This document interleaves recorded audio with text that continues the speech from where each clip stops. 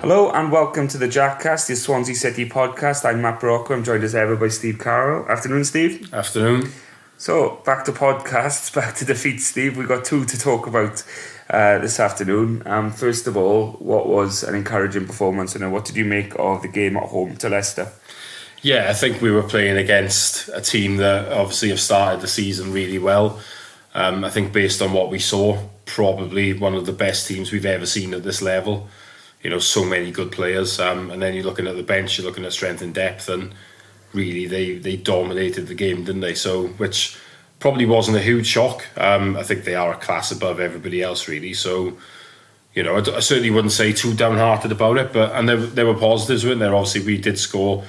You know, we started quite well and scored a great goal, didn't we, through Grimes, and at that point you're thinking things could be, you know, it could be a good day for us. We could get some sort of a result, but you know, I don't think we're going to be too downhearted about what happened on Saturday. That was a really tough test for us, as tough as it gets, really, wasn't it? Yeah, I was picking up what you say about Grimes. Do you know what, this season, and we've listened to this before and the season's gone by, one of the biggest criticisms of him, isn't it, has been that he doesn't offer enough in the final third to be...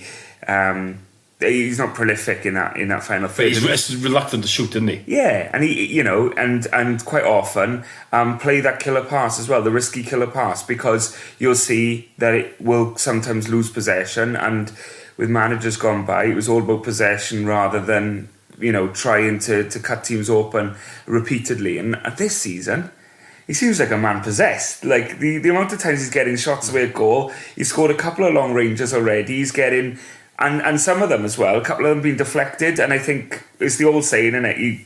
You got to buy a ticket if you want to win the raffle. And he is, at the moment, shooting on sight. He tried an audacious chip last night in the game against Watford as well, from like 45 yards out. It's one of those things you think, this Grimes is actually... Well, I know it's going off topic, but this Grimes seems to be a lot more of the full package. You know, he's giving everything now, isn't he?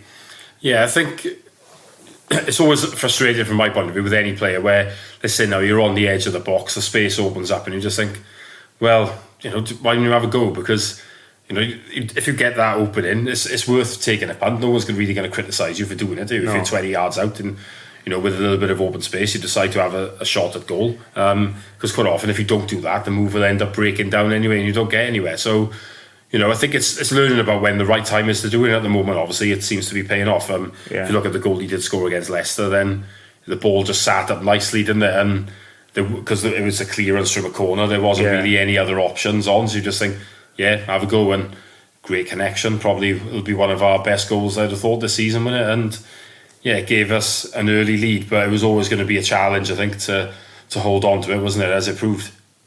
Yeah, I think, I really enjoyed the game. I thought it was two teams who obviously were coming into the game full of confidence, and there were some really nice passes to play on both sides, and just ultimately, I think the quality told. There's not really been a team in the past 25 years where you've said... they're too good to go down, and they did go down, really. Leicester was that team last year. I think it doesn't happen often. That team was ridiculously talented to end up getting relegated, and we're already seeing this season just the players that can bring off the bench, like Iheanacho and stuff like that. You just think, how can you compete with that? Well, that's the issue in there. I mean, I think the saying too good to go down it's a tricky one, really, isn't it? I mean, I've always looked at it as you can't be too good to go down, because plenty of teams have, but you should be good enough to stay up. And I think Leicester were good enough to stay up if they were at it. I mean, if you look at the players that they had, you can't tell me that they weren't better than someone like Bournemouth, for example, well, this is who went down, isn't it? And you look at teams over years gone by, like when Roberto Martinez was in charge of Wigan, and Sunderland's years as well, where you'd think... get out of it, wouldn't they? Yeah, the squad was poor. They were losing talent every year. In fact, even the last couple of seasons we had in the Premier League, where it was deteriorating, but come March time, suddenly they put a run of 3 or 4 wins together. The clocks go forward, and then the fixtures don't seem to matter so much. And you see some crazy wins. Wigan were the experts at it, and like you say, Sunderland did. But they were the ones where you think they should have dropped, and then they didn't, and some better team dropped. But in this instance, It's ridiculous they're in this league, isn't it? Yeah, it is. And I mean, I know a few players have gone, like Madison, obviously has gone, and Tielemans has gone, Harvey Barnes.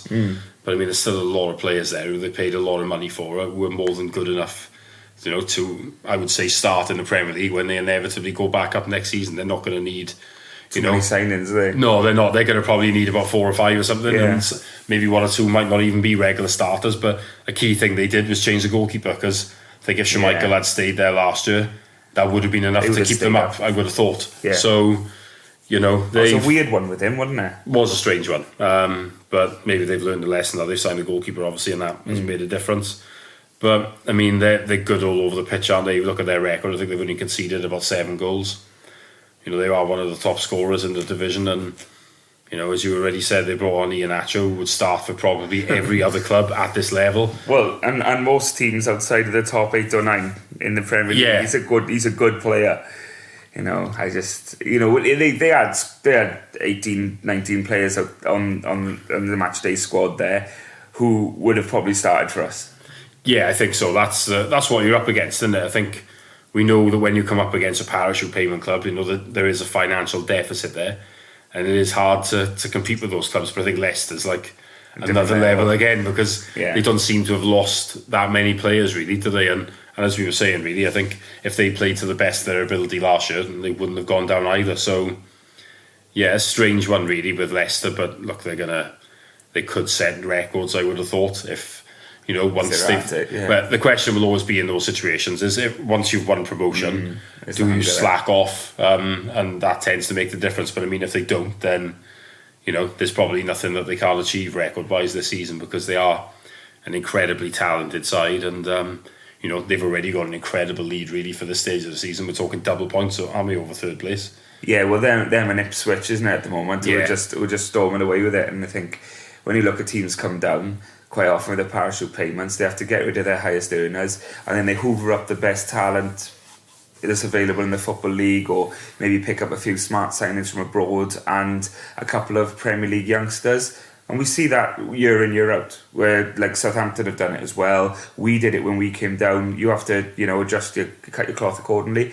Leicester pretty much kept 6 or 7 of their starting Premier League 11. Yeah, I think that a few older players that left on freeze, didn't they, and stuff like that, but a lot of the players have stayed. I mean, they've got 3 high-profile strikers in Vardy, Iheanacho and Daka. They're all still there, for example, aren't they? I mean, it's mainly in midfield where they've lost players, isn't it? But it doesn't seem to have impacted too much. I mean, the Dewsbury all is still there. They signed Harry Winks, didn't they, for example? I mean, I don't think anybody else in this division would have been able to tempt him, really. So that just shows you what you're up against. And look, they're going to beat pretty much everybody, I would have thought. I mean, they won again last night. What is it?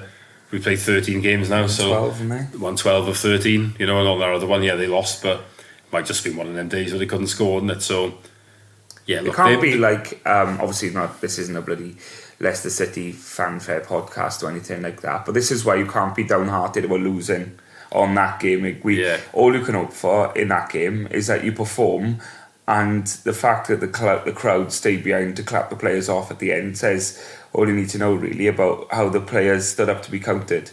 Yeah, exactly. I mean, I think everybody's realistic about it, aren't they? I mean, when you see poor performances, which we will get onto, I'm sure, last night, people are frustrated. But when they see that everyone's given their all and you've just been beaten by a better team, there's no real problem with that, is it? I mean, we saw it in the Premier enough times. It's one of those things you have to accept. It's frustrating, but finances dictate, don't they, the situation. But look, we played well. We could have had a penalty, couldn't we, for example? And their equaliser was really jammy as well. Because they put us under a lot of pressure in that first half. A lot of balls across the box where there was no one there to tap in, which is a bit surprising. When they got Vardy, is surprising, isn't it? But then obviously their goal, it just hits the guy's knee basically and goes in, and you're just thinking, well, you really don't need that, do you? Because I think anyone who's going to beat them is going to need that bit of luck, and need the ref not to be a bit of a moron, which I felt he was, if I'm honest. He seemed to give most things to them, didn't he?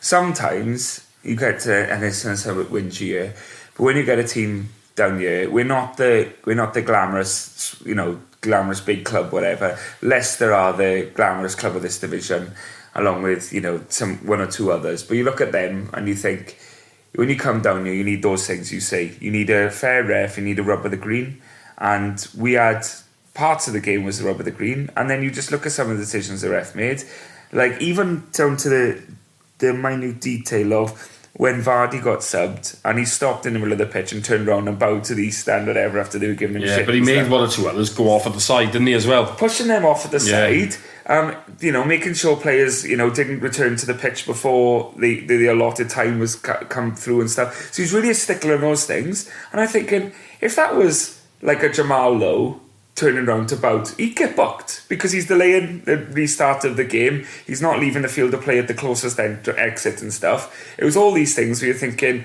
the ref seems to be a little bit starstruck here, and he just seemed to let Leicester get away with a little bit more than he let us. Yeah, it wasn't great, was it? I mean, the penalty incident, I think, is obviously the key one in terms of did it impact the game. I think some of the other stuff didn't, but it was just irritating when then you felt like there was inconsistency there. And as you say, I mean, was he treating them differently because of their, status as, the favourites for the division? You don't know, do you? But either way, it's annoying, isn't it? And I think I've been quite lucky so far this season with refs, I would say. We haven't had too many issues, have we? But yeah, we've had a couple of penalties as well, which isn't, normal for us, is it? Yeah, so I think we haven't whinged too much at refs this year, partly because, especially at the start of the season, how could you? It was so crap that, you're not going to just turn around and blame the ref. But yeah, I'm not saying I am blaming the ref for Saturday, mind. I'm more saying that I didn't think he was very good. Yeah, I think ultimately, I don't think there was any real grumbles that the Leicester could have scored a couple more, and dare I say, if they needed to, they might well have done so.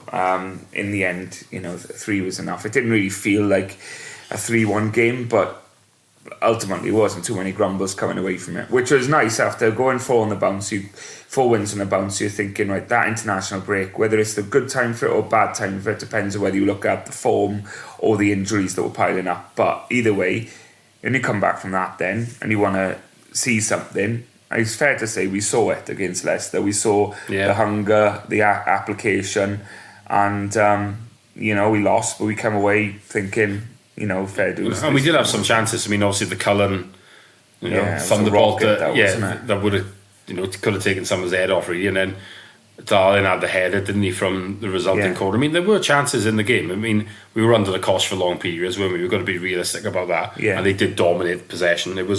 But it's always going to be hard in those type of games. I mean, their manager was at Man City last year. I mean, so it's not a shock to see that they're this type of team that loves to get on the ball and dominate, and he's been the goalkeeper's getting involved. And like I say, he's been heavily backed as well. So he's been given one of the best squads. So I think the chances of us dominating this game, certainly in terms of possession, even with an extreme possession manager, was always going to be a big challenge. So look, it's okay. I think we, like I said, there weren't too many grumbles really, because I think everyone understood what the situation was, and we're all realistic, and disappointing, but not unexpected and not unrealistic what happened. And look, they'll do it to a lot of other clubs, won't they? So it's we dust ourselves down and we move on and try and do better results wise in the next game, don't we? But it didn't really turn out like that, did it?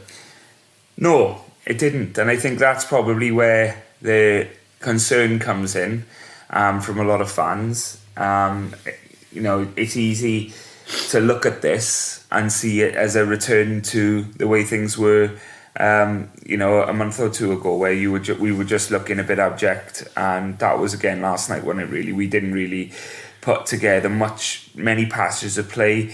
The opening 10 minutes or so, we looked decent, but outside of that, then the game hit a bit of a lull.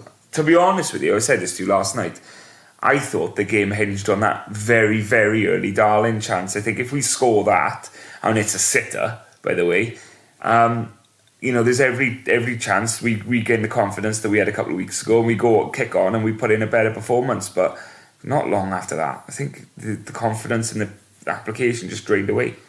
Yeah, it did. That was a big chance. I mean, Darlin is usually quite good in those situations, isn't he? He has been quite prolific through his career for a centre-half. I mean, he had quite a few chances last night. He probably had all of our chances, didn't he? Apart from one.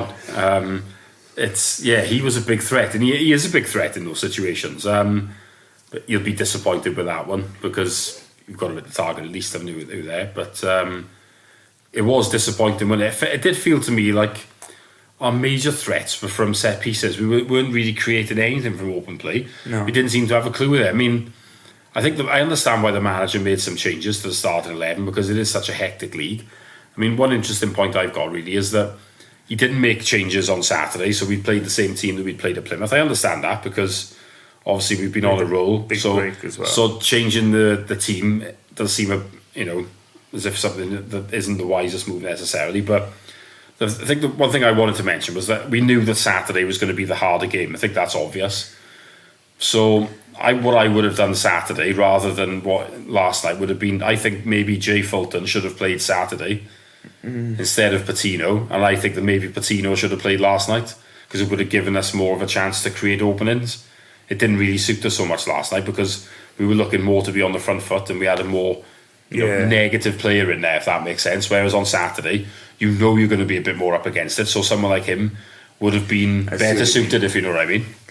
Yeah, and to be honest with you, when Fulton came on Saturday, he was one of our best players on the pitch. He was everywhere. He won ball up. So he kind of validates exactly what you're saying there, in that he covered every blade of grass and he actually was a real asset. And when you compare it to how he played last night, in fact how a lot of the players played last night, it wasn't the right game for him. He didn't get into his rhythm at all, a lot of misplaced passes, and he was just, the whole performance was just disjointed from the team. And I think I was going to say, in reaction to your point, I'm not a big fan of the idea of, because I thought you were edging to the point of saying that you would have thrown the Leicester game in order to focus on winning against Watford, but I see now you would have judged it as like horses for courses and said we actually won a more defensive team against a dominant one. Not throwing the game, but in the sense of that's the team you want to come at and actually. And to be fair, I know I don't like five at the back, as I know you don't. No. But I can. If he'd done that Saturday, I would have sort of got it. But I understand why he didn't, because we won 4 in a row. Yeah. So it's a difficult one, but I do think when you're playing against a team like that, sometimes you do have to maybe change it a bit because you know you're going to be more up against it than normal. And if you do go a bit more cautious, I do see why you would do it. Now, I'm not saying that he should have necessarily, but it was an option. He chose not to do it. But I definitely think that if he had in mind this week that certain players were not going to play every game, then he should have, certainly bared it in mind of thinking, right, I'm going to play attacking in this game. Yes, because we were going to struggle to keep the ball in the Leicester game. So if you play someone like Fulton, who might have a better chance of winning it back, then that would make a bit more sense as opposed to last night, wouldn't it? So I think that's something that the manager should bear in mind, really, is that rather than just thinking, right, I'm going to... Because he did this at QPR, didn't he? I think he took out a few. Patino was one who didn't play in that game, and that was a midweek game. Yeah. And maybe you're looking at it from that point of view, right, I need to freshen it up now and do this. And I understand why, because it's a grueling schedule. But look at the bigger picture, innit? Yeah, you'd have to give people a chance sometimes and take 1 or 2 out of the firing line, just freshen things up. But yeah, for me, that would have been a better move. It might not have made a huge difference. We don't know, do we? But you certainly think Patino could have helped more in that situation. I mean, instead he had an hour, didn't he, on Saturday, and then they made the change. So it's been weird watching last night because it's hard to know where to start.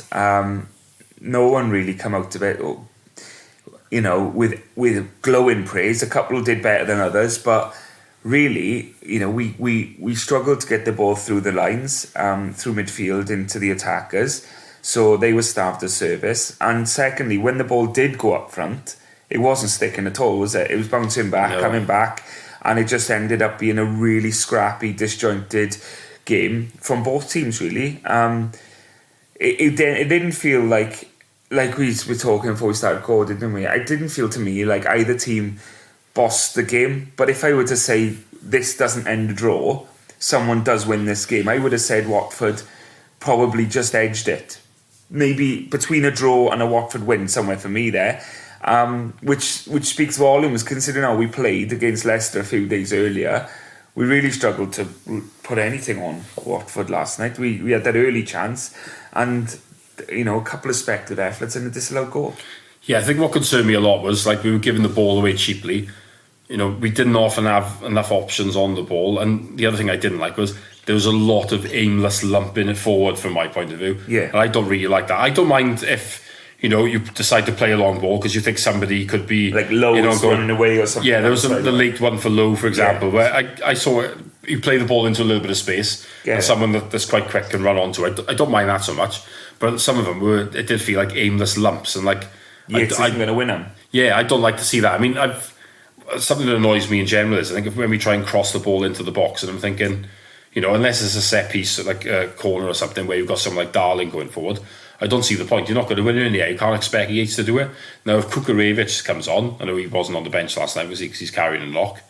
Then it's a little bit different because he does have the height, as we saw at Millwall, where cross comes in, he bangs it in for the third goal. But you can't expect us to score many goals in the air otherwise. So, it's a bit of a silly tactic. It's not going to work. So we shouldn't be doing that either. But I mean, as you say, the set pieces seem to be our major thing, didn't they? Darling had a couple of headers. There was a shot from him outside the box, and obviously, as you say, the disallowed goal, which I think could have been given. I mean, I can understand why it wasn't, because Cooper has, blocked the man. I don't think it made much of a difference, if I'm honest. So it's annoying that he's actually done that. I think without it, then it still would have been a goal, and it probably would have stood. You can slow that down, and you can see Cooper's arms on the defender, and you can say, "Oh, there's a foul," and that's what the referee will fall back on. My argument is you see that in every penalty box for every corner and every free kick and around the penalty area in every game. And in fact, to the extent that there are whole training ground routines where there's players' jobs are purely to block a run from a defender or block a defender tracking a runner who might be running into the box late or something like that, and all of a sudden he's got a free run and a free head of the ball, and 99 times out of 100 it is given, the goal's given. So for him to be so anal about that and disallow it when it wasn't directly, impacting on Pedersen's header, feels a little bit like we got the shitty end of the stick there. I just don't like to see you either give all of them or you don't give any of them, and that seems to be a particularly harsh decision to me. I think it's definitely one we could have got away with. I think Cooper's been a bit naive, really, unfortunately, and once if a referee spots that, he's never going to allow it to stand. That's the problem. It is annoying because we could really have done with that, and if we had scored it, I mean, it was one goal game, wasn't it? It looked like, well, we definitely wouldn't have lost, would we? But I think the other issue there is, though, right, I'd have been really pleased that we'd won and everything like that. And obviously, it is always a good thing to win when you're not playing well, because you can't play well every week. But I think I still would have walked away from there thinking, in general, that was quite crap, and it's papering over cracks. But look, when that happens once in a while, it's fine. I think the criticism comes when, towards the end of Steve Cooper's reign, there were a lot of those games that we seemed to nick, and you were thinking, this is genuine daylight robbery. We keep talking about this, where we say style or substance, don't we? And if you don't have style, you've got to have substance. And if we'd won last night, we'd have come away, we would have gone, do you know what? Those are the games you need to win. The scrappy 1-0s, if you want to end up in the upper mixes at the end of the season, you need to win these games where it doesn't look like there is going to be a winner. We could have won it. And we watched the highlights back and, recollecting what we can from last night's drab performance, we created as much as Watford. And I don't feel like, even though they dominated, particularly for about half hour of the second half in terms of territory, and we couldn't keep the ball, in terms of clear-cut chances, we had as many as them. And I hate to say it's because there's 7 or 8 players who put in a lot worse performances, and this man saves us every week. But Rushworth will be, I think, a little bit disappointed with the winner. Yeah, he might be. It is a great hit, I think, to be fair. I mean, he is that side. Yeah, I think he might be a little bit disappointed, but at the same time, he's been really good for us so far. And it's not, I wouldn't say it's like a glaring mistake or anything. It's more of a case of, when he looks back, he'll think, maybe I could have saved that. But look, it is what it is. He made a great save in the first half, didn't he? Yeah, he does it every game. He for every one like that, where it's gone in, there's 2 or 3 where you think, and I hate to mention the F word, but you wonder what. We know exactly what you're talking about, though, don't we? It's the only time the F word doesn't mean a swear word. Well, it is a swear word on this podcast. I think it is, yeah. But I mean, not without bringing that up, I think you do wonder how many results, even though we've had a poor start to the season overall, how many results he salvaged for us already. Well, yeah, I mean, being honest, we've got a nice gap to that bottom 3, haven't we? Even though we've not been good in a lot of the games, and we've conceded quite a few goals, as you say. But yeah, I mean, if we did have a different goalkeeper, I do wonder about how much worse it would be. So yeah, look, Rushworth has been one of our best players, without a doubt, I would say. But look, everyone's probably... I'm sure he's got high standards himself and he might be a little bit disappointed, but yeah, look, it is what it is. The fact is, everybody in general was below par last night, I would say. So, I just remember at one point last night, I remember saying to you, because we were so shit at keeping the ball, and he fizzed one out to the box, and I said to you, see, that's a shit pass. And he went straight, they were about 40, 50 yards, straight to Lowe's feet, and even when I'm watching from the bird's eye view we've got at the back of the East, I didn't even see that pass. The guy's range of pass in his vision and his ability to make that happen, like, you think he's a left footer, right? So you want to cut off that clearance angle, he'll just switch it to his right foot, and he can pick out a pass on his right as well. He's going places, that goalkeeper. We're lucky to have him, and it was just one of those ones where if you watch it back, he is on that near post, Rushworth. So you will probably a bit of a perfectionist by nature to get to where he is. You'll probably look at that back and be a bit disappointed that he's managed to beat him there. Yeah, but like you say, even if we'd got a 0-0, I still would have come out with there. Not especially pleased, to be honest. You were thinking that was crap, but obviously you would then go, well, it's a point and it's a clean sheet. So for me, that's a bad day at the office. I mean, because you look at, we've lost 2 on the bounce now, so that's on paper a concern, but the performance was good against Leicester, and no one came out of Leicester grumbling and saying Duff out or any of this. They were actually quite upbeat after we just won 4 on the bounce, and it was a nice performance to if that run had to end. So this, at the moment, still stands as a bad day at the office. I mean, key for me now is how we bounce back on Saturday. Yeah, I think, obviously we did say previously that we wanted the manager to go. Quite a bit has changed since then. I think it's clear that things have been sorted behind the scenes. I mean, but that does need to be a one-off, really, or certainly not a repeat for a while, because that was really poor and concerning if it's treated in isolation. But look, we'll see how we go. I mean, we've got 15 points from 13 games. If we're being honest, that's not great, is it? So you're just over a point a game. You won't go down with that, but it's not great. I guess we'll have to see how the next 3 games go before the next international break, really, won't we? If we don't get a win in one of them, the pressure could build again, I think, because, and then 2 of the next games of the next 3 are away. He's not going to become under much pressure, I don't think, until the next international break, because he'll just have these 3 games and we'll see where we go. But I think the pressure can't lose these 3. Oh no, that's 5 on the bounce. Then that's the problem. I mean, because of such a bad start, even with those 4 wins, they've pulled us up, but we're still only averaging just over a point a game. You would say, even if we had an average start to the season, not many managers, well, some do, but you lose 5 on the bounce. If you're not under pressure at that point, then you've got to really trust in board and chairman, because 5 on the bounce is a rut then, isn't it? Yeah, and I think sometimes it does depend on your circumstances, really, doesn't it? I mean, how well have you been backed and everything like this comes into it. How new are you in the job? Yeah, there's all sorts of factors. I mean, did Sheffield Wednesday lose 5 on the bounce? Possibly. I know they have made a change now. But they were cannon fodder from the moment they got promoted. Well, they were. That's the thing. They didn't improve their squad, did they? Yeah, and I know obviously we had some bad runs last year. I mean, we were critical at various points. But obviously after the transfer window had shut and, the manager was shafted in terms of not bringing anybody in. I can't remember how many we did lose in a row or what type. I know it was a winless run of a while, wasn't it?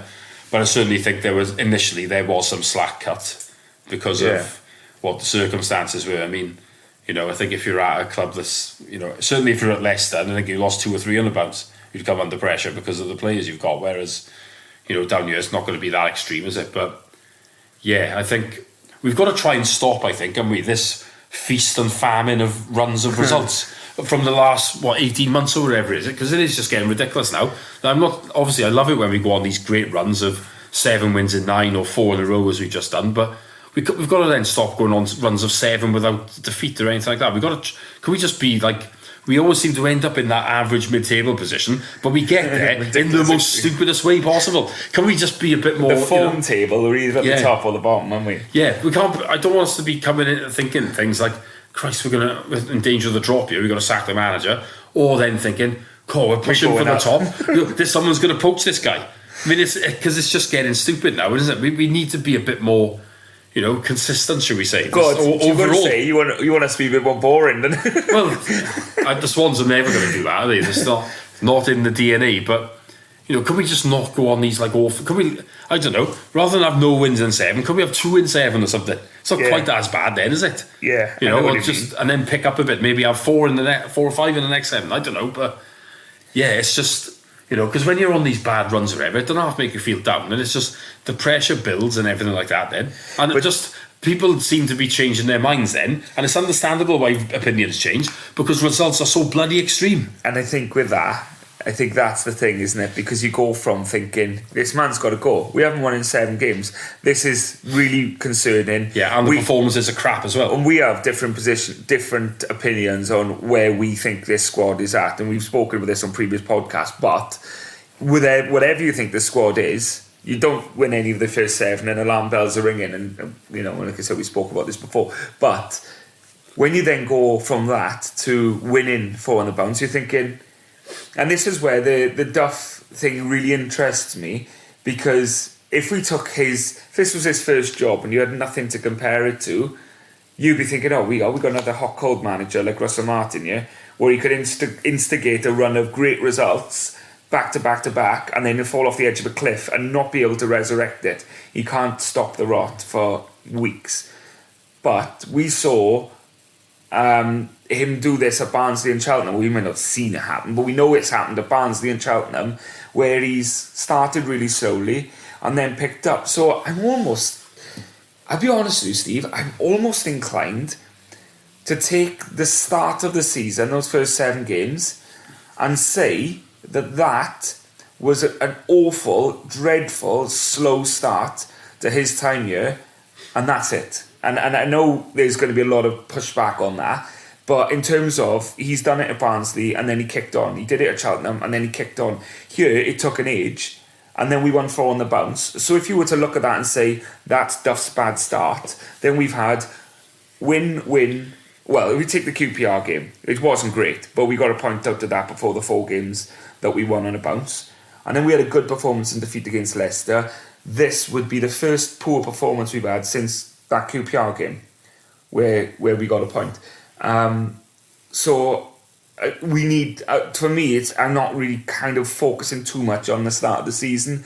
It was a lot of change, personnel, but also styles and ideas and ambitions and stuff like that of where we wanted to go.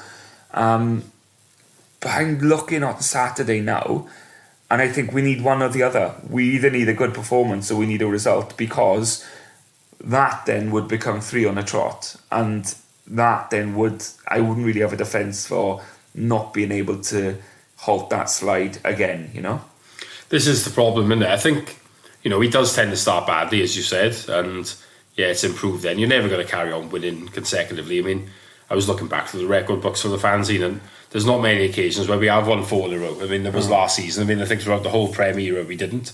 I think under Rodgers we did once. That was before we went up. I mean, under Martinez when we won the league. We must have then. There were 2 runs of 6 in a row, I think, and a run of 4, something like that. So, But I mean, you've won the league. It's not that by an absolute mile. Yeah, as well. It's not a great shock then that you're going to have these runs of wins in a row. So, but I think just the way you've got to look at it is there's 3 games until the next international break. Let's see sort of how they go. I mean, not just in terms of results, but performances too. I mean, like you say, Duff, slow starter. And obviously those wins have bought him some time. There are still some doubts there, I think. But we'll see how we go. Certainly the rumour mill has stopped in recent weeks. Whether it picks back up again now that if we do carry on with poor results, we're just going to have to wait and see, really, aren't we? But I mean, I'm disappointed. For now, he's going to get treated in that one as isolation, but this depends how the next few go. But I mean, 15 points from 13 games, it's not great, really, is it? I mean, if you put it as a big picture, that will keep you up. If you put it over a season, you'll end up with just over 50 points, won't you? So that will be fine. You won't go down with that, but at the same time, is that satisfactory for us? Probably not. That would be our worst season since we came to this level. So worst seasons, since 2008, wasn't it? And probably before that, because that was a championship winning season. So yeah, but look, there's a long way to go. A lot can change, and it does change here because, as we've seen, no wins in 7 and then 4 in a row, and just like it was last year, was it 3 wins in 20 or something, and then 7 in 9? And there were 2 runs of 7 in 9 last year. You got people flip flopping all over the place. Yeah, exactly. I mean, those 7 in 9. I mean, you put the 2 lots of them. That's 42 points, and I can't remember if we had draws in the other one, and we ended up with about 60 points, didn't we? Yeah. So if you think then you're taking the rest of the games on their own, I mean, it's way less than a point a game, which is horrific, really. But in the end, we put it all together, and like I say, we ended up 10th, didn't we? And the points total overall wasn't that bad, but it just looks absurd. I mean, Steve Cooper did similar when you think about it the first year, didn't he? Yeah. Won 5 of the first 6, and may have won 4 of the last 6 or something. And I think that was nearly half our points for the season. So all the games in between, over 30 of them, was averaging about a point a game. Yeah. So, yeah, we can't. And ended up in the playoffs. Yeah, it did. With a low total, I must admit, for a playoff finish. Yeah. But did end up in there partly because obviously Forest blew it. You're going to look at this now and you're going to think, as you said before, a ball was kicked, the standard. It seems to have gone up. Everyone seems to have recruited heavily in the summer, and apart from a handful, and those teams are really struggling. Yeah. I'm already looking at that bottom 3 and thinking it would not shock me if it's those 3. Yeah, I know Plymouth are struggling down there with them, but I think they could be good enough. I mean, when we played them, I didn't think they were a bad side particularly. They wanted to play football, which is they did. Obviously, they're a team with a lower budget than a lot of sides, but I didn't think they were awful. I mean, I think Huddersfield could struggle. I mean, obviously, they had a pace thing last night against a team I don't want to talk about. But I think if the 3 that are in the bottom 3 now, it'd be a major shock if they weren't in the bottom 6, wouldn't it? For example, and I think, let's be honest, it would be a humongous shock if, in the same way that if Leicester didn't go up, that if Sheffield Wednesday didn't go down. Yeah. So, I'm not bothered about the drop particularly. I'm not saying that we couldn't end up down there, but I think there are definitely worse teams than us, but I'm not going to say the unthinkable phrase. Yes, I'm not going to say that because that's not the case. I just think, and I remember saying this to you a few weeks ago, that it couldn't get that bad here because, or at least it couldn't get that bad under Duff, because I do feel like if things were headed that way, and let's be honest, we're not in the boardrooms, we don't know the conversations that have gone on between the American investors, the owners and whatnot. But we'd be naive if we were to think there was no conversations going on about Duff's future doing those 7 winless games. Oh, there must have been. I think if we hadn't beaten Sheffield Wednesday, that could have been it. That would have been it because they were the team who thought, right, you know what? A needs to win, but B, we need to give ourselves confidence so we don't just make this a one-off. Because we've got to beat Sheffield Wednesday this season. But exactly, and let's be honest, even at 1-0 up, there were fans chanting, Michael Duff, the football is shit. Well, it was though. Yeah, it was. But what I mean is, what I mean is, we're winning at this point, and people are still on the case. And like we've seen it before with the ownership. I know there's a few different people in there now, but if you remember when the fans really turned on Bob Bradley, he was gone, wasn't he? Yeah. So that does tell you they are sceptical to, fan reaction. I think he's already fighting an uphill battle here because he got booed last night, or the team got booed at full time. Which coming off the back of 4 wins and a good performance against the champions elect, I feel like if you just took that and you put that out, you go, bloody hell, the performance was shit. Let's be honest. But like, did seem a bit harsh, didn't it? It seemed harsh, and also that for a few people, it's going to be say nothing when we're winning, and then when we're losing, the knives are out. And I feel like a few people have their minds made up in that sense, and he may just be on one of those ones where it's like everyone's only going to be happy or satisfied or content, if you like, well, the wins are racking in, but the moment they drop off, then that's it. Well, it's quite interesting. I did write a piece about in the latest fanzine about how I think Duff could be a bit like Kenny Jackett, whereas Jackett was successful. Jackett sorted out. Yeah, but he was not liked, was he? Let's be honest about it. People did not like him. And even when we were successful, there was always still quite a cold relationship between him and the fans. Which is interesting because he had the most entertaining team in my Swans memory, really, in terms of... He did, but even then, he didn't want to... I don't know, certainly at the start anyway, the football was awful, and I think he backed down a bit, didn't he? And I think Duff has sort of backed down to a point, but I think he's never going to be loved, is he? But also, I think Duff probably doesn't care. But in the same way that I think Jack, it was quite thick-skinned, wasn't he? I think he backed down to save his job, but he wasn't bothered about if people particularly liked it. I think it's probably more if the owners were happy and look, we were successful, so it was fine. I'm not saying Duff is going to be not successful, but I think even if he is, he's not going to be loved. That's the impression that I get. But Duff won't care. We've had 3 managers in the last 10 years or 15 years who are the type to go around on PR opportunities and kiss babies in the forehead and stuff like that. And you've got Martinez, Rodgers, and Russell Martin, and those 3 are the PR dream for the fans, aren't they? And you've got other managers then. I mean, Laudrup to an extent was very aloof. Do you know what I mean? I think he wasn't so much like. I think he was loved, but I think Laudrup was more of a funny one. He was a bit cold. I think he wasn't abrasive though, was he? No, and he wasn't arsey in the media, and he always wanted the right things. But I think he was more one of them that would just sort of let the players take responsibility. But he never really threw them under the bus either, did he? No, if you know what I mean. He was quite just a very relaxed and calm person, really. Laudrup, wasn't he? I think he wasn't looking for affection, but I think to be honest, I think he's happy just to. Whereas I think Duff is a bit like I think he is more driven than someone like Laudrup, for example. And is happy to upset people. I don't think Laudrup was the type to upset people. I think he was just a bit like.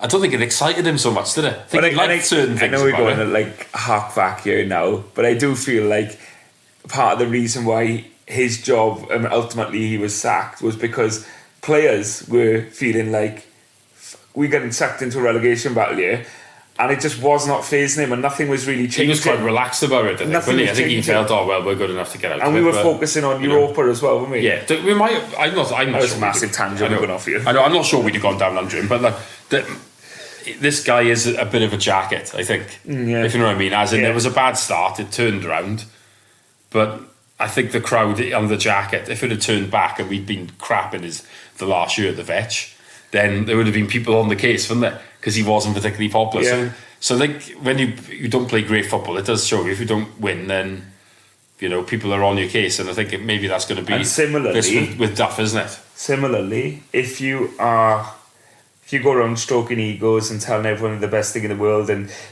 taking photos with fans day and night and going around the community and all that stuff that those 3 managers I mentioned did extensively, it also gives you the other side of it, which buys you the patience, time and understanding of the fans then when you do have bad runs. And well, no manager has ever basically come out and said I'd rather go up and lose to Cardiff twice, have they either? Cardiff managers have, which is why we've always laughed at them and said you've not understood it. Or even if they haven't said that, they've been similar lines, isn't it? Dave Jones was obviously the big one for me. He hated it, didn't he?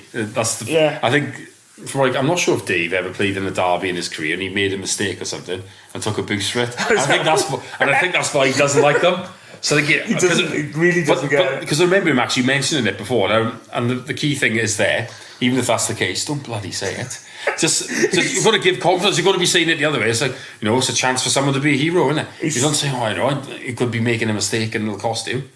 So he's like the Grinch who's like, you find out afterwards he's had a bad childhood and that's why he's a miserable. Well, look, in all fairness, I can understand why Dave Jones is quite miserable. I think most of us would be in his situation, but I think that's a different story, isn't it? But look, but the point I'm making here, Duff is a bit of a jacket, I think, and he could be successful. He's never going to be loved, is he? He's never. When he leaves, I don't again. Some people may well shake him by the hand and go, "You've done a great job," depending on what happens in the future. But I don't think too many are going to be that devastated when he leaves, if that makes sense. He's not that. He's just a bit. He's not really the type of character that we love down here and embrace, is he? No, no, because he's not he doesn't fit the mould of Swansea City manager that we've been employing since we started coming through the leagues.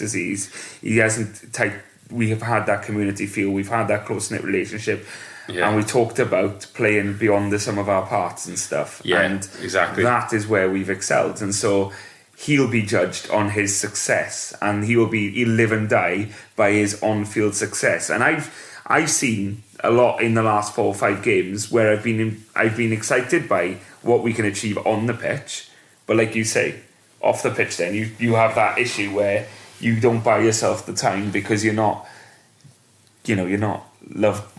wholly loved by the fan base. I just thought it was really, it's a bit harsh last night with the boos. It just feels like it was a bit harsh. If we lose on Saturday, then and played like we did last night, then I had to say, then I would be surprised if there wasn't discontent in the stands and people would be unhappy. But looking ahead to Saturday, I think it's huge. I do. I think because it doesn't just say can we get back to winning ways. To me, it also says was Tuesday a flash in the pan in terms of it was a bad day at the office, or were the 4 wins in a row a freak upturn in form that has quickly dissipated back from 7 without a win, then the 4 complete freak results, and then back to 3 defeats. I think it's unlikely to get 4 freak results, so I think that's the way of looking at it. The one thing I would probably say is that Duff was lucky to have Sheffield Wednesday when he did. If he'd had someone else, he could have been gone. That's the key to it. And then I don't think Millwall were great, but look, we did really put them to the sword. But then the likes of Norwich and Plymouth, I thought we did play quite well. I don't think we were on a bit of a roll there. Maybe that international break hasn't helped us, but look, we've got to just see how it goes. I mean, there's the time has been bought here because of that run of wins, and we just see how it goes. I think look, there are still doubts. I mean, certainly what we saw last night wasn't encouraging at all. But let's see how the next 3 go, and then we've got a break. It's a natural opportunity for if there was going to be some sort of a change. I mean, I personally don't think there will be one, but yeah, look, we'll see what happens over the next 3. I think. It could be a big period again now for the manager. I mean, it could be huge. Just these stupid spells of, wins and then just nothing.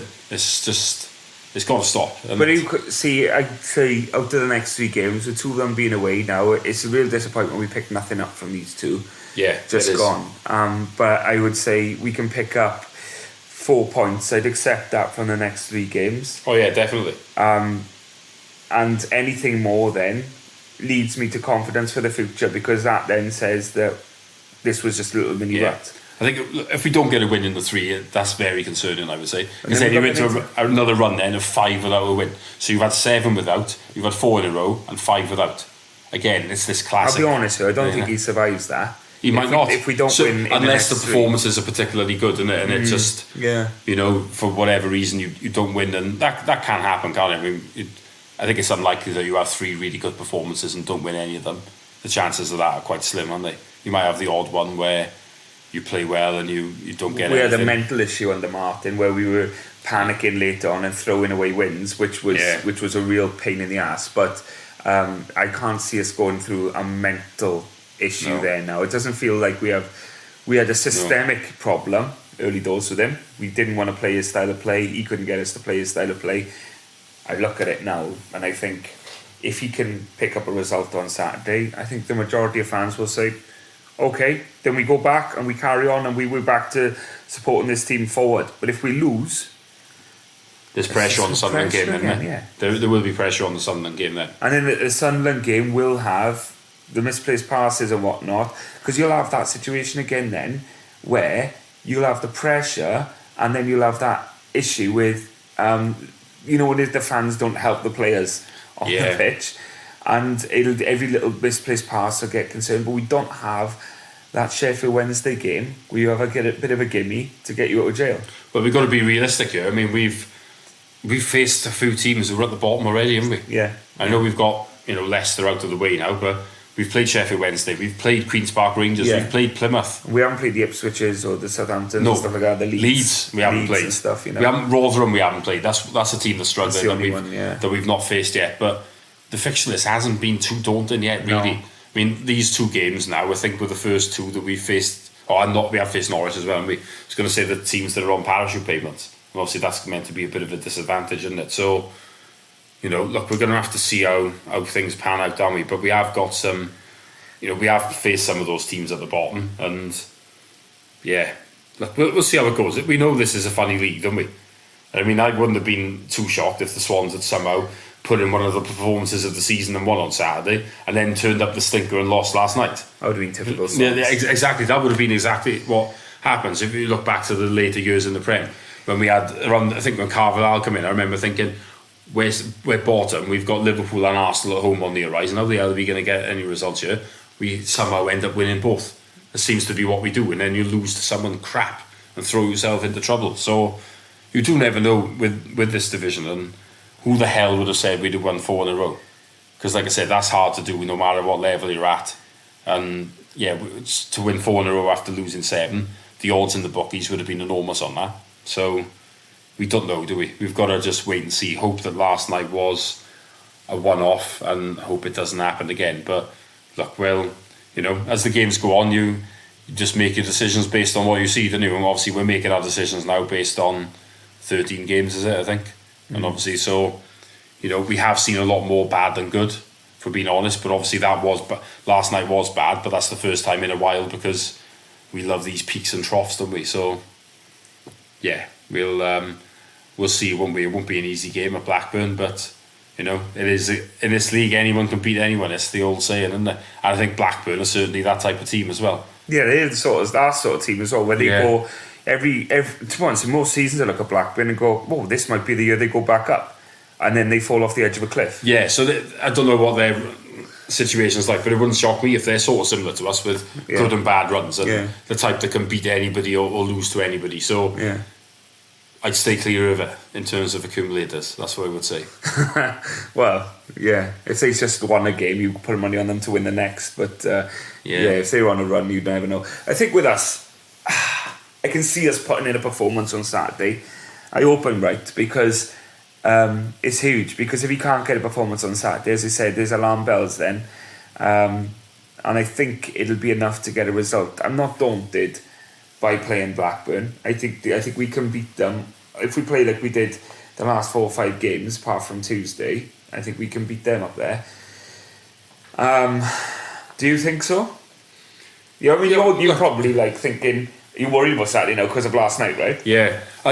The truth is, it's hard to tell, isn't it? I think you'd have to say they're favourites, but that doesn't mean we're not going to go there and do something either, does it? So our record there is not very good. That's one thing I do know. I can't remember. Have we won there in recent years? I can't remember. We lost to a late goal at the back post last year. The year before was Martin's first game, wasn't it? When Latigo nearly put us behind in the first minute with an absolutely ridiculous back. We should have conceded about 6 that game. Yeah, I think just before the lockdown, we went there and we drew 2-2, and there was like a deflected equaliser for them right at the end.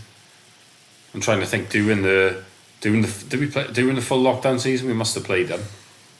And I can't remember. Did we play them? I'm trying to think. We obviously played them, but at the end of the Potter season, was it right at the end? Last game, yes. That's when we drew.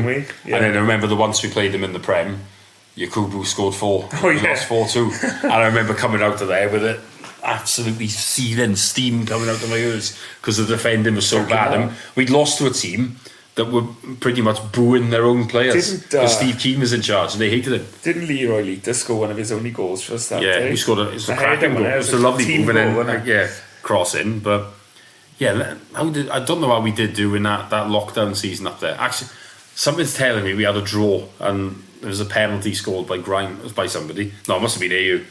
So I think that might have been a draw. But yeah, I can't remember us winning up there. That's not. So basically, in our lifetime, I don't think we have won there. Well, someone could correct me, but obviously that first year in the Prem was the first time we played them in a long time, I think. Yeah. Probably since the 80s, I would guess. Because I think I'm sure I looked at the glory years of when we went up at Preston, the league table. And they weren't in the Premier League, were they? No, I think that we went up at Blackburn's expense. Oh, okay. I think they were behind us. Right. So I'm not sure then if we probably played them on the way down and didn't see them again then, because Blackburn didn't go back into the top flight until the first year of the Prem. So, yeah. And a couple of years later. Yeah, well, only a few quid from Jack Walker. And, which is strange. Both types, different types of glory years, don't get me wrong, but I'm hoping it'll just be a good game back to the sort of enjoyable Swans performances perhaps we've had at the last few games. And we'll get back to that, but at the end of the day, this period now, between now and the next international break, could make or break Michael Duff. Definitely. You know, and he's probably aware of it as well. He's going to need another win in these next 3, and he can't afford to go 5 without a win. And we all know these international breaks, they're dangerous times for managers. Fucking hate international breaks. You know, I mean, I'm trying to think. We haven't. They're like transfer windows for managers. We haven't sacked too many managers doing it. Bradley was the obvious one, wasn't it? And they'd obviously planned that as well, didn't they? Because, not Bradley, Guidlin. Yeah, Bradley. Yeah. Yes, Bradley came in doing it, and I think it was obvious that no matter what had happened in that Liverpool game that we had just before that break, that they'd already decided they were going to make the change, and then they were waiting for the break as the natural time to do it, and you see it a lot. So they're dangerous spells for managers without question. So you don't want to be giving a board of directors any sort of doubt going into an international break, and 5 without a win, and when previously you've had 7 without a win, is certainly not a good thing for I'm willing to, as I said earlier, I'm willing to give him that opening 7 on the grounds of that's how it works. But I'm not sure. You can't if he goes 5. Discount the opening 7. Then it comes into the mix, doesn't it? Yeah, it does, and I don't think the board will do that anyway. I'm pretty sure that there'll be some angry people on that board who will want to make a change, which I think is different compared to the past. Because I think if this board were in now, I think Martin would have been gone sometime in March. Yeah, but things have changed now. It's a little bit different. There's more voices, but it will depend. People on want to see a return for their funds. They do, but it depends on what the percentages are of who owns what, which we still don't know because Andy Coleman wouldn't he wouldn't allude to it. So because let's say now Steve Kaplan has still got 30% or whatever, then it'll only take him and maybe Levy and to not want to make a change, and then the newer guys that have come in maybe can't. Even if they want him out, it's up to them to try and persuade them to make the change. So. It is complicated, isn't it, the world of Swansea City? Yeah.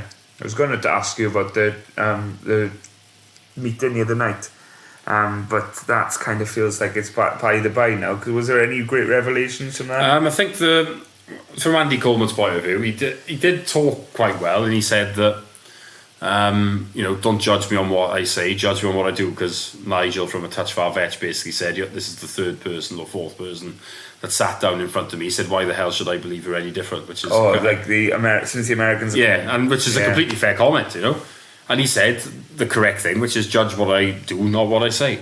So obviously there needs to be a little bit of time with that, but is he gonna be someone that instigates some sort of change? I mean, you don't know, do you? But look, they're decent nights, aren't they, the fans forums? I mean, you can't always get decent answers out of people, but that was probably the main one. I mean, stuff like programs cropped up again, which has become the new stadium expansion, and it's I do understand the frustration over the fact that we don't do a program anymore, but it's not going to change, is it? I mean, and the fact is, I think it's not really a situation where now in a forum is the best place to bring it up. I think you're better off trying to speak to people privately about it, because the same answer is going to come otherwise, and I think people need to be shown why that's not going to come back. But look, I think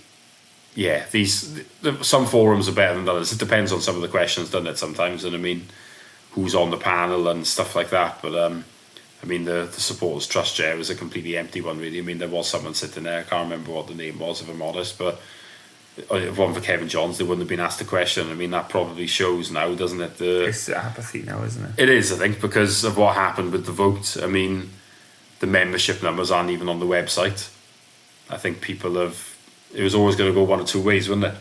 You were either going to get a few people angry standing against them, and then the fans would back that, or it was going to go, right, I'm done with you. And I think that's what's happened. The way it's turned that way is because they've sold down their rights as well, haven't they? So now they have. What you're standing for. Yeah, it's difficult. It probably needs a change now, doesn't it? So to a change of tack, should we say, because it can't really do a lot that was there before, and obviously it does still need to hold the club to account. But I think it's the point more that's being made is that I think the fans have just lost, the feeling for it, and feel like it's a little bit irrelevant. And I guess the question is, it's a real shame, and how that can change long term is going to be very difficult, really. But the only way that changes is if we get relegated multiple times and the club goes up for sale at a fraction of the cost, and and then the club can and the trust can cobble together and see. Yeah. It would need an existential crisis.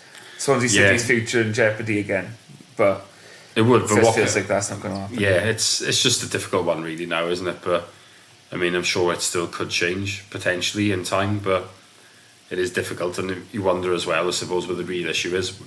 Those that are on the board that were involved in that decision making. Name to go, probably. Well, people don't like them today, but at the same time, if you're not a member, and I'm not a member now because that's like my protest against it.